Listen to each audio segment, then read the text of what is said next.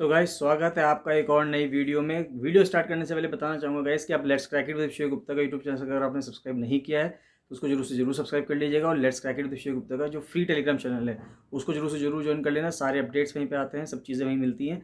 जितना भी कंटेंट आएगा, जो फ्री कंटेंट होगा, वो सारा का सारा इसी व्हाट्सएप टेलीग्राम चैनल पर आएगा, तो इसको जरूर से जरूर ज्वाइन कर लेना। साथ में व्हाट्सएप पर भी आप मैसेज कर सकते हैं। मैं आपको साथ साथ बताना चाहूँगा गाइस कि जितनी वीडियोस आ रही हैं उनको एक्सटेंसिवली देखते रहें, पूरा पूरा देखें।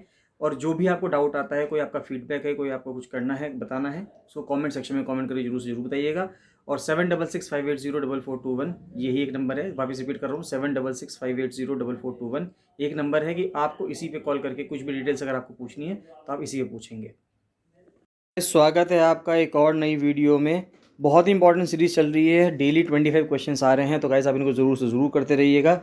पहले सवाल से लेके आखिरी सवाल तक करते रहिएगा और जितने भी आपके मार्क्स आ रहे हैं उनको कमेंट सेक्शन में कमेंट करके जरूर से जरूर बताइएगा।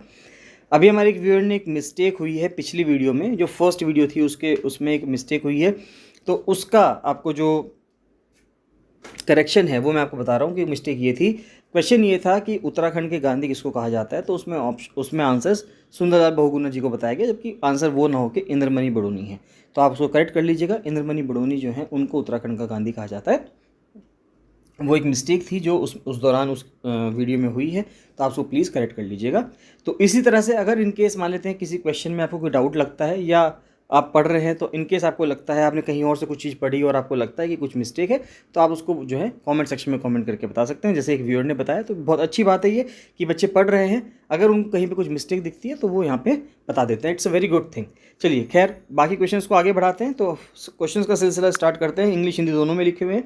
तो पहला सवाल देखते हैं। पहला सवाल कहता है कि valley of flowers national park जो है ये किस डिस्ट्रिक्ट में है, तो ये चमोली जिले के अंदर आता है। दूसरा है कि गौरा देवी जो है इनमें से कौन सा फेमस मूवमेंट था जिसके साथ वो एसोसिएटेड है, तो गौरा देवी जो है वो चिपको मूवमेंट के साथ एसोसिएटेड है।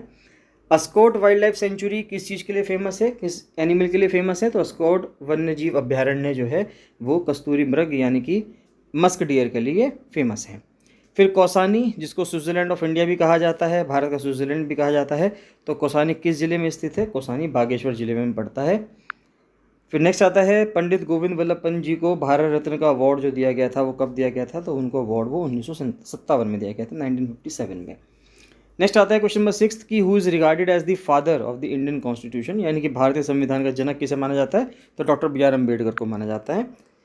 फिर क्वेश्चन नंबर 7 आता है कि which article of the Indian constitution is related to fundamental duties, यानी कि जो मौलिक कर्तव्य हैं उनसे रिलेटेड कौन सा आर्टिकल है, तो आर्टिकल 51A है।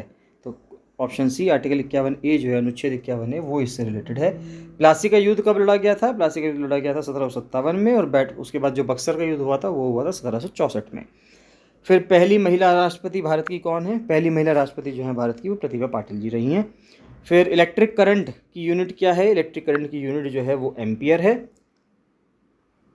उसके बाद आता है कि which planet is known as the red planet, यानी कि लाल ग्रह किसको कहते हैं, बहुत फेमस क्वेश्चन है, मार्स को कहा जाता है।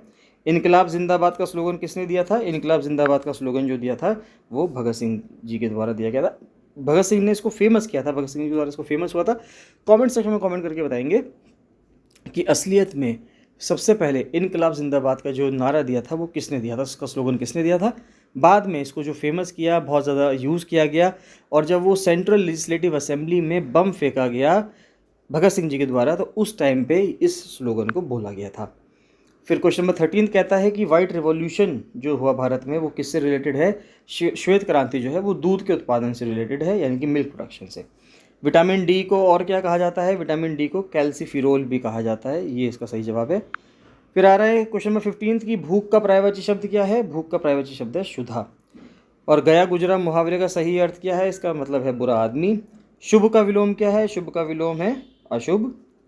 फिर क्वेश्चन नंबर 18 आता है कि किस वाक्य में समुच्चय बोधक अव्यय है, तो राम और श्याम खेल रहे हैं, यहाँ पे ये जो और आता है ये समुच्चय बोधक को प्रेजेंट कर रहा है। यहाँ पे जल में मीन प्यासी, ये अलंकार है कैसा, ये एक विरोधाभास अलंकार है। देखिए जल में और मीन मतलब मछली, जल में कोई व्यक्ति या कोई जानवर कैसे प्यासा रह सकता है, तो जल में मीन प्यासी, इसका मतलब जो जल में मछली है वो प्यासी है, पानी में होने के बावजूद अगर वो प्यासी है, तो कैसा विरोधाभास हो रहा है यहाँ पे कि एक कॉन्ट्रोडिक्टरी हो रहा है कि जल में कोई कैसे भूखा प्यासा रह सकता है, लेकिन यहाँ पे हो रहा है।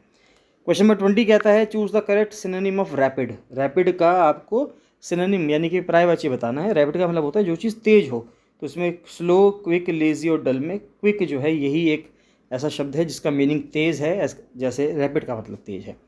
फिल इन द ब्लैंक्स, तो I am reading a book now, I के साथ एम आता है, इज एम आर में एम आएगा। एंटोनिम ऑफ स्ट्रॉन्ग, स्ट्रॉन्ग का जो एंटोनिम है, एंटोनिम मतलब कि उसका जो विलोम शब्द है वो क्या होगा, उसका विलोम होगा weak. Correct the sentence, she don't like coffee, तो शी डोंट लाइक कॉफ़ी की जगह आ जाएगा शी डजेंट लाइक कॉफ़ी, है ना, शी डजेंट लाइक कॉफ़ी, यानी कि बी ऑप्शन ये सही रहेगा। Choose the correctly spelled word, occurrence की स्पेलिंग पूछ रहा है आपसे, तो उसकी स्पेलिंग हो जाएगी OCCURRENCE, ये अकरेंस की स्पेलिंग हो जाएगी। ये स्पेलिंग जहाँ पे लिखी हुई OCCURRENCE, बी ऑप्शन में ऐसा लिखा हुआ है, तो यही आंसर है। फिर नेक्स्ट आ रहा है कंट्रोल जेड, किस चीज़ के लिए होता है, ये अंडू करने के लिए होता है। तो अगर आपने कोई चीज़ मान लेते कोई कमांड दे दी है, उसको वापस आपको हटाना है तो कंट्रोल जेड कर देंगे, जैसे MS वर्ड में, MS एक्सेल में, MS पावर पॉइंट में, तो वहाँ पे ये अंडू हो जाएगा। तो गाइस ये थे बहुत इंपॉर्टेंट 25 क्वेश्चंस। मैं उम्मीद करता हूँ कि आपने सभी सवाल करे होंगे। आपके कितने आंसर सही हुए हैं, कितने क्वेश्चन के आंसर गलत हो पाए हैं, कितने क्वेश्चन ऐसे थे जो आपको नहीं आते, ये सारी इन्फॉर्मेशन आप कमेंट सेक्शन में कमेंट करके बताएंगे कि आपने अटेम्प्ट कितने करे, कितने सही हुए, कितने गलत हुए, कितने आपने छोड़ दिए। और इसमें कोई भी डाउट आता है आपका, कोई भी आपका फीडबैक है, सजेशन है, तो उसको आप कमेंट सेक्शन में कमेंट करके जरूर बताइएगा। नेक्स्ट वीडियोज़ में आपके सजेशंस को, आपके कमेंट्स को कंसिडर करके ही कंटेंट तैयार किया जाएगा, जिससे कि आपको जो है आपके एग्जाम्स के लिए आपको बहुत ज़्यादा हेल्प मिल सके। बाकी मिलते हैं नेक्स्ट वीडियो में guys, so thank you and bye bye.